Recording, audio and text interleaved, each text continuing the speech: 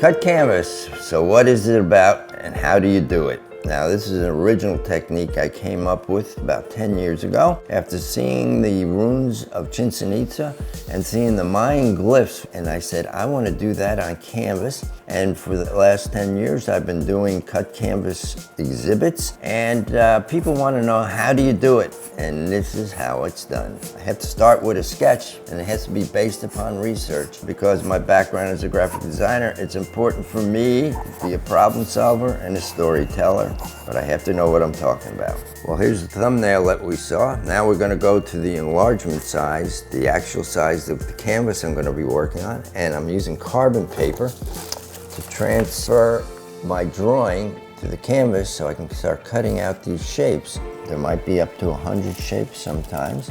This is the fun part because it enables me to see the shapes of what I'm going to be using later as part of the design of this wonderful animal.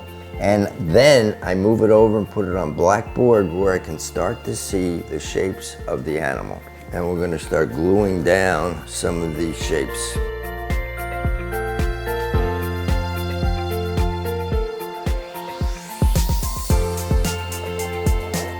I'm going to allow air to seep underneath the canvas as I put it down. That makes it more dimensional by lifting up and making it a raised edge. This part of putting together this piece of art, I pick up tangents all the way through the whole body of the frog, which makes it more of a design point of view than a realistic point of view of what the frog looks like, and allows me to be a designer right up to the end. So once you start putting these pieces of canvas down, you want to make sure they stay down. And one of the ways I do that is by using common coins and put them down on the edges that look like they might come up, and on some of the edges that you want it to come up but want it to stay in position. I use a lot of textures made from things that may not be for textures, from cloth to mats to actual tools that are used for scribing, to sponges. In other words, anything that hangs around that looks like it would make a good texture, I use that to define the edges of the cut canvas to bring dimension to it. After all of the cut canvas pieces are placed on the master canvas and all the textures have been added, I then go over the complete image with white knockout paint to prepare it for the metallic color which will follow.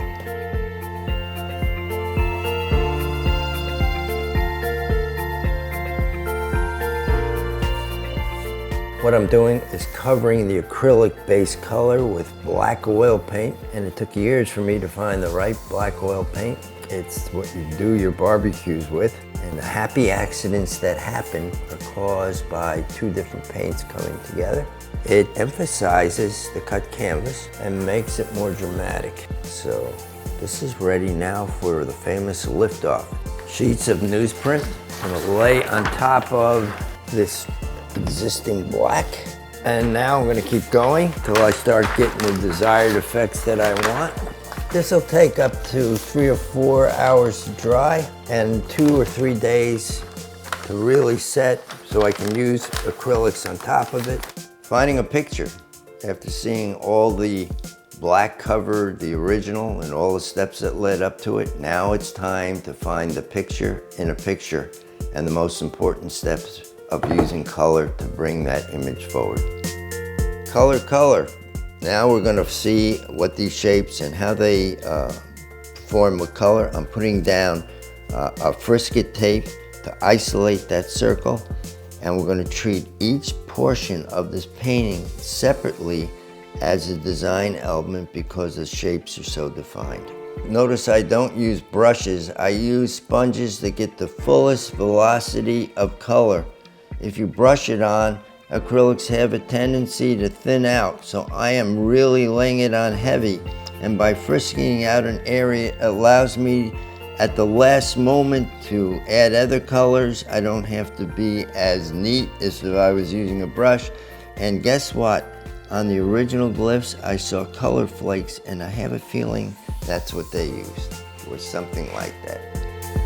I use screens to paint through to get textures.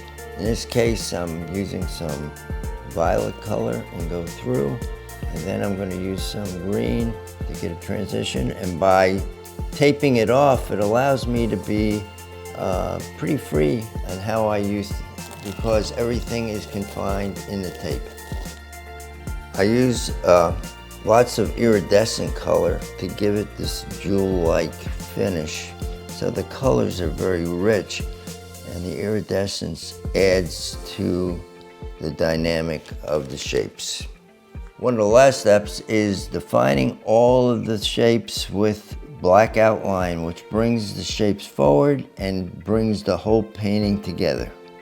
The last stage of cut canvas is to put a protective coat on with water-based acrylic. And this is the important part because it protects the painting, and there's about a 5% color gain when I do this. And this is what the people like at the end, because it becomes almost like a piece of fine jewelry in its appearance.